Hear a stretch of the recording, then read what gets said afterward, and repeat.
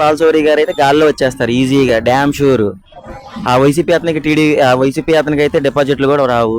ఎందుకంటే number one candidate ఆయన, వ్యక్తిగతంగా కానీ పనులు చేయడంలో కానీ వల్లభనేని బాలశౌరి గారే నెంబర్ వన్ ఉన్న వాళ్ళందరిలో కదా. ఆయన మంచిగానే ఉంటాడు, అందరితో మంచిగానే నడుస్తాడు, మంచి పనులే చేస్తాడు. ఆయన చెడు వాళ్ళ దగ్గరికి వెళ్ళడు, ఒకరిని ఏలెత్తి చూపించడు, ఒకరిని తిట్టటాలు చేయటాలు అనేది ఉండదు. ఆయన పని ఏదో ఆయన చేసుకెళ్తాడు, మంచి వ్యక్తి. అందుకనే ఆయనకే ఓటేసి ఆయనే గెలిపిస్తాం మేము. బాలశౌరికి మెజార్టీ 2 లక్షల పైనే రావచ్చు.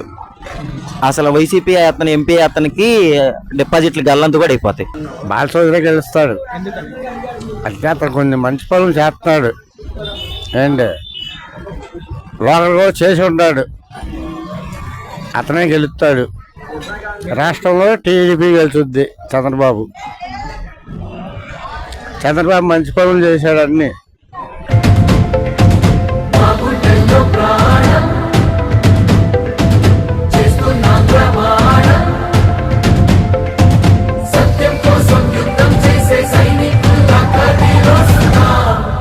బాలశౌరి ఎందుకని గెలుస్తూ అంటే అంతకుముందు మంచి పనులు చేశాడు.